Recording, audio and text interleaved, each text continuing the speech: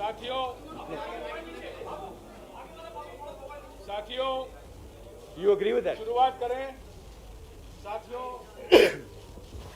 हमारे बीच में राहुल गांधी जी आ चुके हैं, राजस्थान के मुख्यमंत्री अशोक गहलोत जी हैं, हमारे संगठन के प्रभारी श्री केसी वेणुगोपाल जी हैं और हमारे राजस्थान के प्रभारी श्री अजय माकन जी हैं। आज जैसा कि आप जानते हैं, आप बैठ जाइए पीछे प्लीज।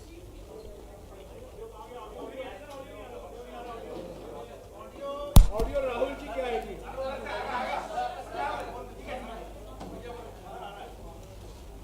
जैसा कि आप जानते हैं, आज दिल्ली में और हर एक राज्य में विशाल प्रदर्शन का आयोजन किया है कांग्रेस पार्टी ने मोदी सरकार की आर्थिक नीतियों के खिलाफ। बढ़ती हुई महंगाई, चिंताजनक बेरोजगारी और मूर्खतापूर्ण लगाई हुई जीएसटी, इसके बारे में राहुल गांधी जी आपके साथ बात करेंगे। Rahul Gandhi ji. Namaskar. How are you enjoying the onset of dictatorship in India? Are you enjoying it? लोकतंत्र की जो मौत हो रही है उसके बारे में क्या लगता है आपको? क्या महसूस हो रहा है कि जो इस देश ने 70 साल में बनाया उसको 8 साल में खत्म कर दिया गया है? आज हिंदुस्तान में लोकतंत्र नहीं है। आज हिंदुस्तान में 4 लोगों की डिक्टेटरशिप है। हम महंगाई के मुद्दे उठाना चाहते हैं, बेरोजगारी का मुद्दा उठाना चाहते हैं, जो समाज को बांटा जा रहा है उसके बारे में हम चर्चा करना चाहते हैं, यहां करना चाहते हैं, पार्लियामेंट हाउस में करना चाहते हैं। हमें ना बोलने दिया जाता है, पार्लियामेंट हाउस में हमें डिबेट नहीं करी जाती, अलाउ करी जाती है, हमें अरेस्ट किया जाता है। ये आज हिंदुस्तान की हालत है। आप सवाल पूछिए।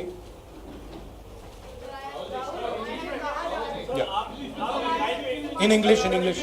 Look, what we are witnessing, is the death of democracy. That's what India is witnessing. What India has built, brick by brick, starting almost a century ago, is basically being destroyed in front of your eyes. All of you know it. The whole of India knows it. Anybody who stands against this idea of the onset of dictatorship, doesn't matter who he is, where he comes from, which state, which religion, male, female, he is viciously attacked, put in jail, arrested, beaten up. One second. The idea is that people's issues, whether they are price rise, unemployment, violence in society, people's issues must not be raised. That is the sole agenda of the government, and the government is being run to protect the interest of 4 or 5 people, and the government, this dictatorship is being run in the interest of 2 or 3 small business, big business people by 2 people. एक minute. अरे ऐसे था, एक minute. Ashok जी कुछ बोलेंगे।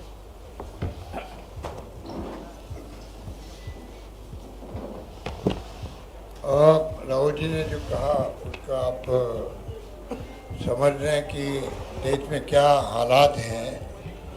किसी ने हमने कल्पना नहीं की थी कि कभी ये वक्त भी आएगा जब डेमोक्रेसी समाप्त होते हुए देखना पड़ेगा लोगों को। जिस रूप में धज्जियां उड़ रही है संविधान की, कोई कल्पना नहीं कर सकता। महंगाई हो, बेरोजगारी हो, जीएसटी हो, जो कुछ भी हो रहा है देश के अंदर, सुनवाई करने वाला कोई नहीं है। ऐसा पहली बार हो रहा है। आज अगर विधानसभा चलती है तब भी हम लोग डीएलओ की मीटिंग नहीं कर पाते जिले के अंदर। माननीय विधायकगण असेंबली बिजी है। और यहाँ पर आप देखिए खड़गे साहब को, सोनिया जी को, पार्लियामेंट चल रही है और आप बुला रहे हो।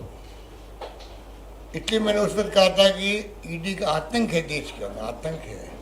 ED, income tax, CBI, Rahul ji के नेतृत्व में हम लोग गए थे वहाँ सीबीआई के दफ्तर के बाहर रात को 2 बजे 2:30 बजे। आज तक सुना था कि सीबीआई छापे डालती है पुलिस पर, पहली बार पुलिस छापा डाल रही थी सीबीआई पर। तो देश में जो कुछ हो रहा है वो खतरनाक खेल हो रहा है, डेमोक्रेसी खत्म हो रही है। अब समय आ गया है कि जनता को भी आगे आना पड़ेगा। आंदोलन कांग्रेस कर रही, विपक्षी पार्टियां कर रही है, जहाँ जिनको सूट करे वो साथ दे, वरना खुद के जो सामाजिक संगठन है, एनजीओ है, एक्टिविस्ट है, उनको भी कोई तरीके से सरकार के खिलाफ खड़ा होना पड़ेगा। मैं निवेदन करना चाहता हूँ, आज जो ये आह्वान किया गया पूरे देश भर के अंदर, लोगों को महसूस हो रहा है कि कितनी भारी महंगाई है, बेरोजगारी से हाहाकार मचा हुआ है युवाओं के अंदर, जीएसटी का जो नए कारनामे हो रहे हैं रोज के रोज, वो आप देख रहे हो। तो समय आ गया कि मीडिया को भी हिम्मत दिखानी पड़ेगी। जब जनता आगे आ रही है, मीडिया हिम्मत नहीं दिखा सकती, जनता आगे आ रही है, तो पॉसिबल। उसी प्रकार से मीडिया के मालिकों के ऊपर जो दबाव है, इनकम टैक्स का, ईडी का, सीबीआई का, उसको भी छोड़ना पड़ेगा। नेशनल हेराल्ड भी अखबार है वो, जब अगर एक न्यूज़पेपर पे हमला हो सकता है तो कभी किसी पे भी हो सकता है, दिमाग में रखे बात को। आज मीडिया के सामने बहुत बड़ा चुनौती है कि वो बोल नहीं पा रहा है, बोलना चाहिए उसको। राहुल जी ठीक कह रहे हैं, वो हिम्मत नहीं दिखा पा रहा है, हिम्मत अब नहीं दिखाएंगे तो एक बात मैं कह के अपनी बात समाप्त कर देता हूँ। जो आपके मेरी बातें कहने मेरे पास बहुत सारी, पर राहुल जी बैठे हैं, तो मैं खाली एक बात आपको कह के अपनी बात समाप्त करना चाहता हूँ। जो मार्टिन लिनोमन ने कहा था, जब जर्मनी में हिटलर की तानाशाही हुई थी और विपक्षी बुद्धिजीवी, सामाजिक कार्यकर्ता, पत्रकार, अल्पसंख्यक को निशाने पर लेने लगे, वहाँ की जनता चुप रही, सोचती रही राजनीतिक लड़ाई है। 45 में जब जर्मनी हिटलर की तानाशाही चलने के कारण पूरा बर्बाद हो गया जर्मनी, वहाँ के लोगों को बहुत पछताना पड़ा। अगर समय रहते हुए लोकतंत्र के लिए आवाज़ उठाई जाती तो शायद देश बर्बाद नहीं होता। बाकी तो आगे बातें कहने को बहुत सारी है, उन्होंने बहुत सारी बातें कही है। कहने का मतलब आज अगर चुप रहेंगे तो हमें इतिहास माफ़ नहीं करेगा, ये मैं कहना चाहता हूँ, निवेदन करना। एक बात कह के मैं फिर बात खत्म करता हूँ। पंडित नेहरू और जो जमाना था उस जमाने का, उनको मैं याद दिलाना चाहता हूँ, मोदी जी को और इनके आरएसएस के इनके आकाओं को। राष्ट्रीय ध्वज जो है, एक पैरा पढ़ के मैं बात समाप्त करूँगा। हिंदुस्तान के राष्ट्रीय झंडे को अभी मैंने फहराया है, पंडित नेहरू कह रहे हैं, अभी मैंने फहराया है 29 के अंदर, मतलब पहली बार मैंने फहराया था। इस झंडे का क्या मतलब है? ये हिंदुस्तान की आज़ादी के प्रतीकों में से एक है, ये हिंदुस्तान की एकता का प्रतीक है। लेकिन याद रखिए, जब किसी मुल्क का झंडा फहराया जाता है तो वह फिर तब तक भी झुकने नहीं दिया जाता है जब तक कि मुल्क के अंदर एक भी आदमी जिंदा रहता है, एक भी आदमी जिंदा रहता है।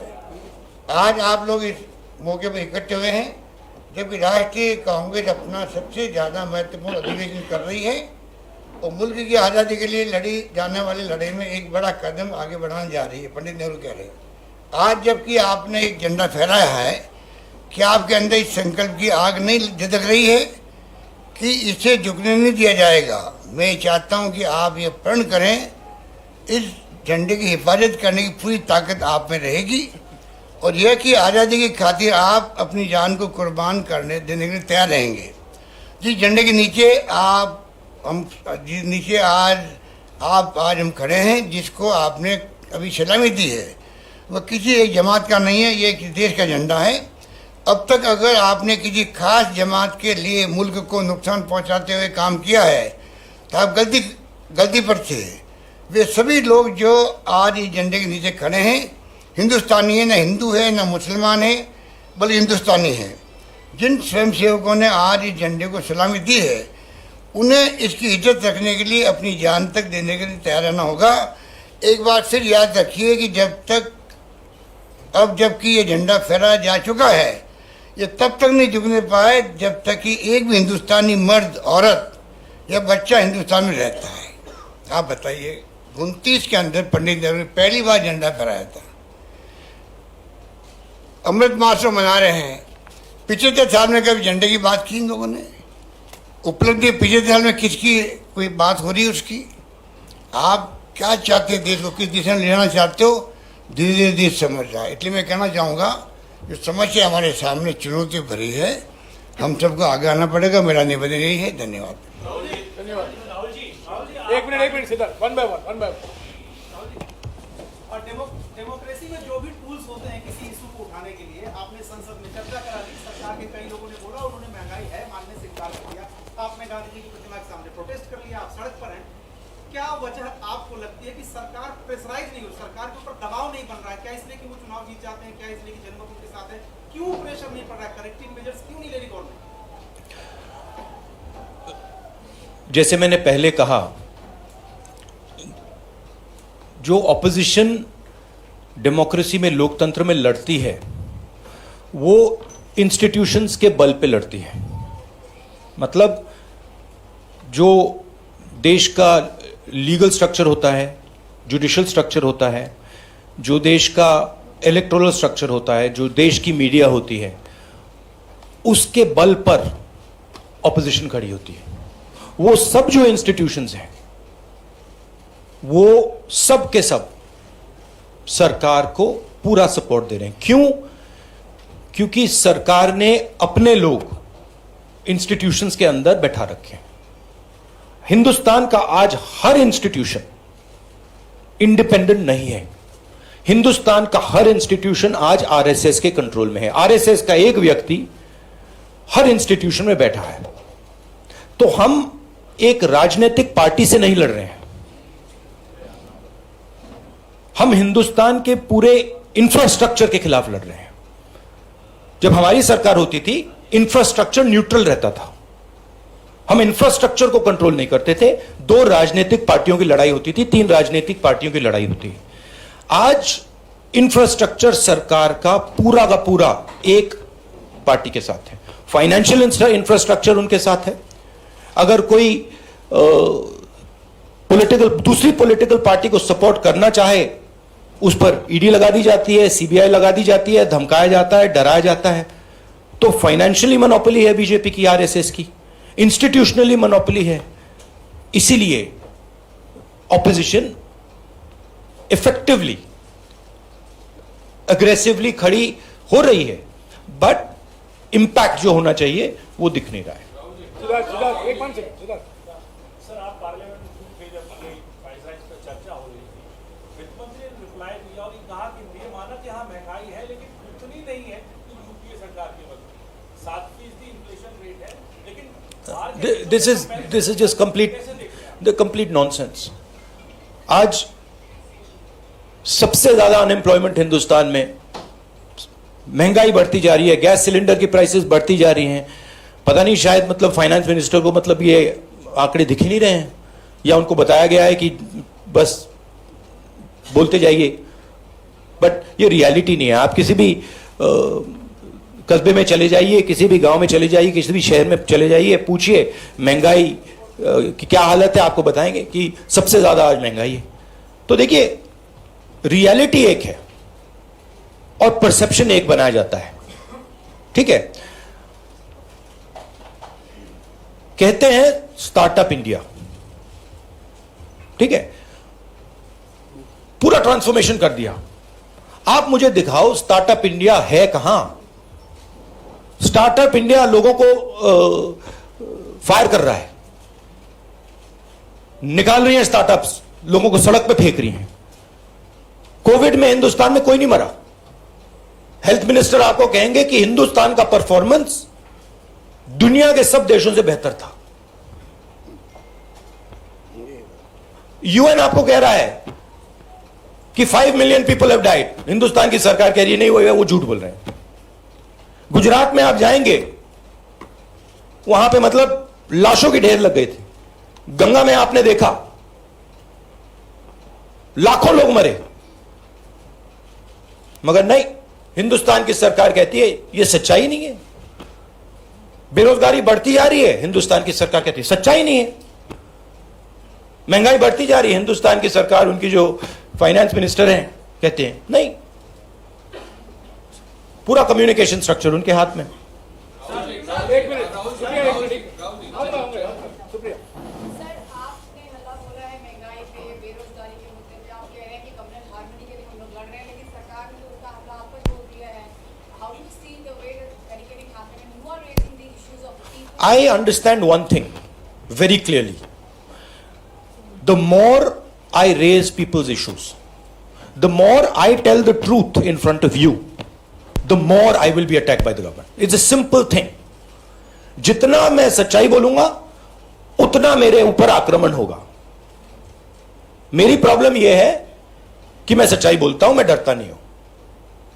तो मैं अपना काम करूंगा, लोकतंत्र के लिए खड़े होने का काम करूंगा, महंगाई का मुद्दा उठाने का काम करूंगा, बेरोजगारी का मुद्दा उठाने का काम करूंगा, और मेरे ऊपर और आक्रमण होंगे। यह सच्चाई है। राहुल जी, आपने कहा कि और जो धमकाता है वो डरता है। ये बात आप समझ लीजिए, जो डरता है वो धमकाता है। सर आपने कहा किससे डरते हैं? जो आज हिंदुस्तान की हालत है उससे डरते हैं। जो उन्होंने वायदे किए थे, जो उन्होंने पूरे नहीं किए, उससे डरते हैं। महंगाई से डरते हैं, बेरोजगारी से डरते हैं, जनता की जो शक्ति है उससे डरते हैं। क्यों डरते हैं? क्योंकि झूठ बोलते हैं। 24 घंटा ये लोग झूठ बोलते हैं। बेरोजगारी नहीं है, प्राइस राइज नहीं है, चाइना नहीं आया।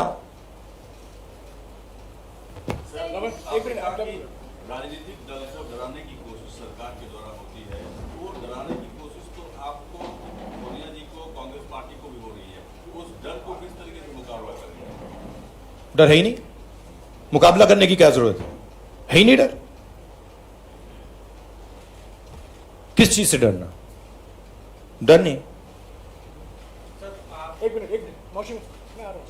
राहुल जी, लगातार कहा जा रहा है कि महंगाई बहाना है, दरअसल आप लोग का निशाना ईडी है। और दूसरा, एक तरफ जहां आप लोग बाहर सड़कों पर उतरे हुए, संसद के भीतर एक तस्वीर देखी गई जहां पर, जिसकी शिकायत भी आपने स्पीकर से की, सोनिया गांधी के साथ स्मृति ईरानी जिस तरह से पेश आई, उसको लेके आपने शिकायत की। तो उस पर आपकी क्या टिप्पणी है? क्या ये भी देखिए, एक बात मैं आपसे कहना चाहता हूं, मैंने पहले भी कह दिया। मैं इस बात को समझता हूं कि जितना भी मैं जनता की इश्यूज को उठाऊंगा, जितनी भी महंगाई की बात करूंगा, अनएम्प्लॉयमेंट की बात करूंगा, कम्युनल हार्मनी की बात करूंगा, उतना मेरे ऊपर आक्रमण होगा। और मुझे अच्छा लगता है, क्योंकि मैं आक्रमण से सीखता हूं। तो जितना भी ये मेरे ऊपर आक्रमण करेंगे, मुझे फायदा होता है। I get great Joy when my political opponents attack me. They are not able to understand this. I get great happiness. अंदर से मुझे बहुत खुशी होती है। क्यों? क्योंकि मुझे अपने जो आइडियाज हैं, अपनी जो सोच है, अपनी जो विचारधारा है, वो और समझ आती है। मुझे बैटलफील्ड जो है वो और समझ आती है। लड़ाई क्यों हो रही है, मुझे वो समझ आता है, और उससे मुझे बहुत बहुत खुशी होती है।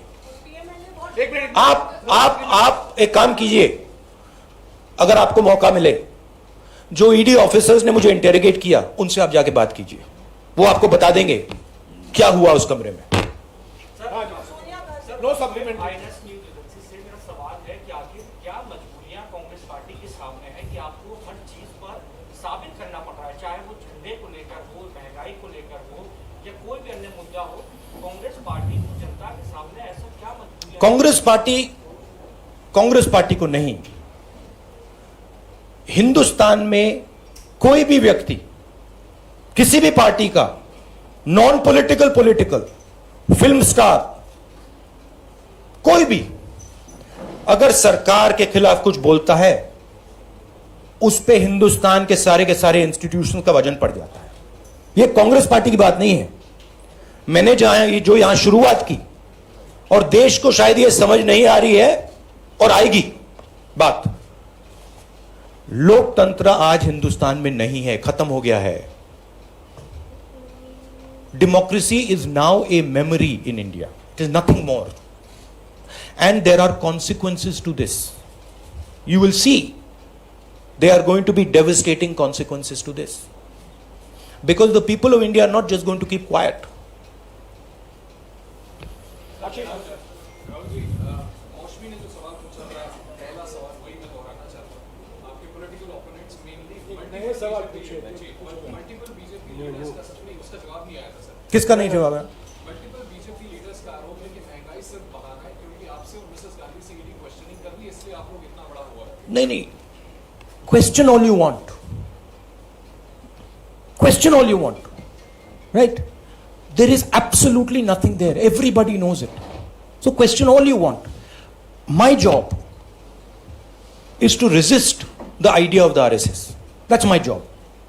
And I'm going to do it. The more I do it, the more I will be attacked. The harder I will be attacked. I am happy. Attack me. हाँ रंजीता. राहुल जी, आपने कहा आप हर तरह के अटैक के लिए तैयार हैं. अभी हम जब रिपोर्टिंग कर रहे थे तो आपकी कार्यकर्ता आपसे एक मांग कर रहे हैं कि आप एक बार फिर राष्ट्रीय अध्यक्ष की कुर्सी पर आप आ जाएं. देखिए, ये प्रेस कॉन्फ्रेंस आप डिस्ट्रैक्ट करने की कोशिश मत कीजिए. ठीक है, सीधी सी बात है. ये प्रेस कॉन्फ्रेंस महंगाई, बेरोजगारी और देश में जो आज हालत है उसके बारे में है. तो अब उसके बारे में बात करते हैं, क्योंकि वो हिंदुस्तान की जनता के लिए सबसे जरूरी मुद्दा है. ओके विक्रांत. सर, सोनिया गांधी ने कहा कि मैं इंदिरा गांधी की बहू हूं, किसी से नहीं. आपने कहा कि मैं नरेंद्र मोदी से नहीं डरता. तो क्या नरेंद्र मोदी आप लोगों को डरा रहे हैं? कोई तरीका आपको मैंने आपको बोला डर नहीं है. क्या डरा रहे हैं? वो डराने की कोशिश करें, करते जाएंगे, कोई फर्क नहीं पड़ता. एक मिनट, एक व्यक्ति सवाल पूछेंगे प्लीज. नहीं, देखिए, ये एक बात समझिए. ये गांधी परिवार पे अटैक क्यों करते हैं?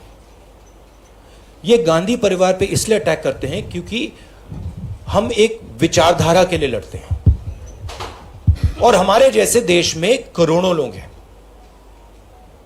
हम लोकतंत्र के लिए लड़ते हैं, हम कम्युनल हार्मनी के लिए लड़ते हैं, और सालों से लड़ रहे हैं. यह सिर्फ मैंने नहीं किया, सालों से हो रहा है. जान दी है मेरे परिवार ने. यह हमारी जिम्मेदारी है, रिस्पॉन्सिबिलिटी है, जो भी आप कहना चाहो, क्योंकि हम इन विचारधाराओं के लिए लड़ते हैं. जब हिंदुस्तान को बांटा जाता है, हिंदू मुसलमान को लड़ाया जाता है, हमें दर्द होता है. जब किसी को दलित कह के मारा जाता है, पीटा जाता है, हमें दर्द होता है. जब किसी महिला को पीटा जाता है, हमें दर्द होता है. इसीलिए हम लड़ते हैं. यह एक परिवार नहीं है, यह एक विचारधारा है. मैं गुजारिश करूंगा एक एक करके सवाल पूछिए, सबको मौका दिया जाएगा. राहुल जी यहाँ बैठे हुए हैं, सबके सवाल देंगे, और इनके सामने कोई टेलीप्रॉम्प्टर भी नहीं है. हाँ सामिया.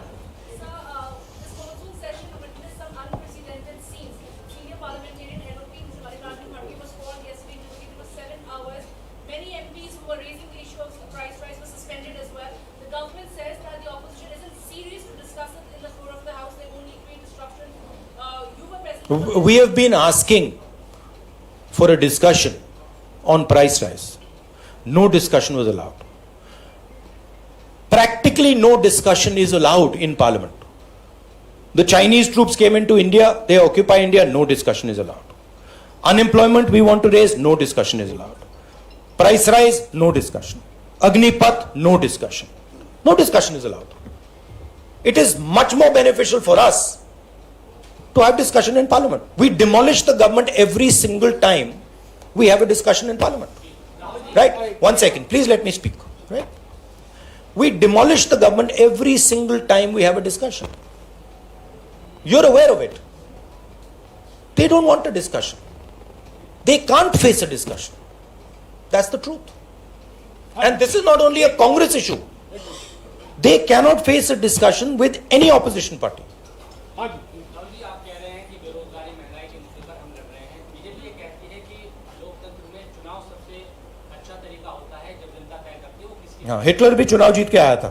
चुनाव हम जीत रहे हैं, बीजेपी। हाँ, हिटलर भी चुनाव जीत जाता था। हिटलर चुनाव कैसे जीतता था? हिटलर चुनाव ऐसे जीतता था कि जर्मनी के पूरे इंस्टीट्यूशंस उसके हाथ में थे। उसके पास एसए थी, पैरामिलिट्री फोर्स थी, उसके पास पूरा का पूरा ढांचा था। मुझे पूरा का पूरा ढांचा दे दो, फिर मैं दिखाऊंगा आपको कैसे इलेक्शन जीता जाता है। एक मिनट हो गया।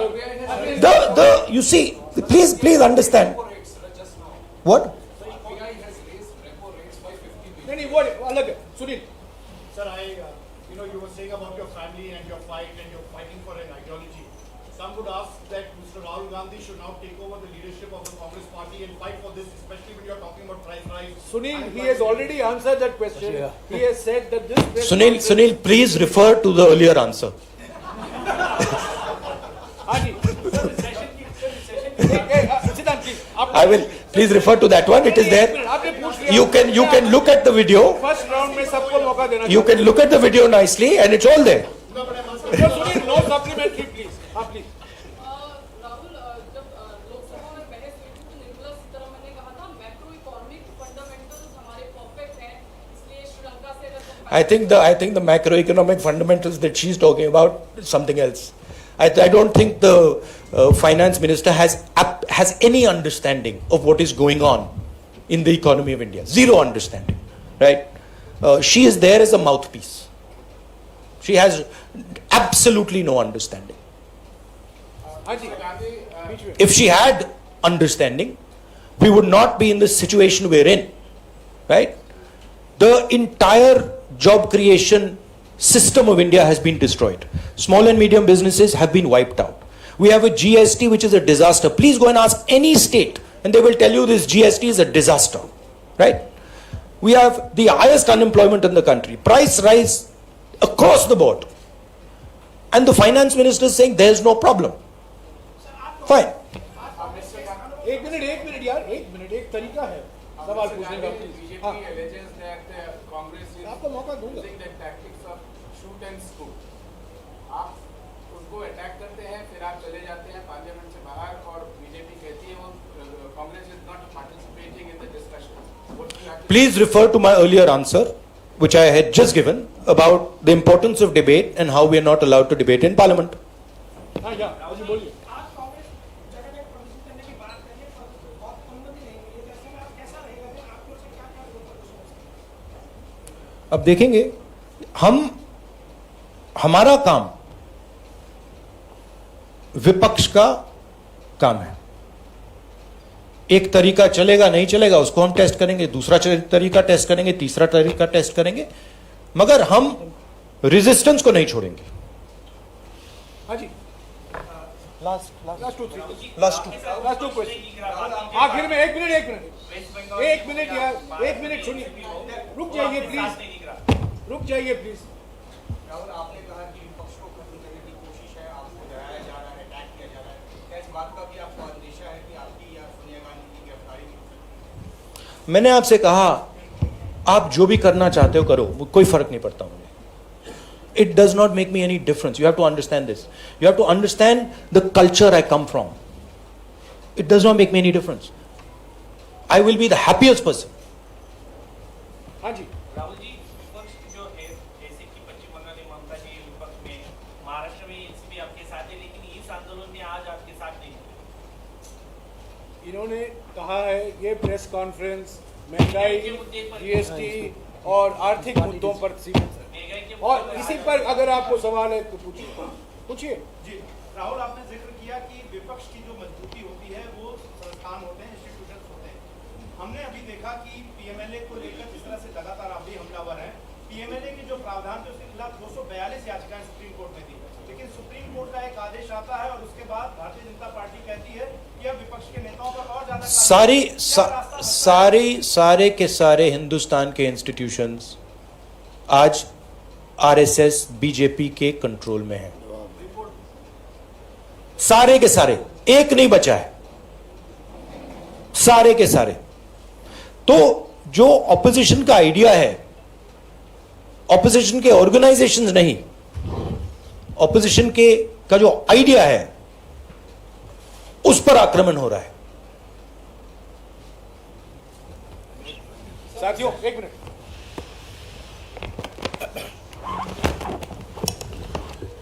साथियों जैसा कि आप जानते हैं अभी 24 नंबर अकबर रोड से प्रधानमंत्री निवास तक एक मोर्चा निकाला जाएगा।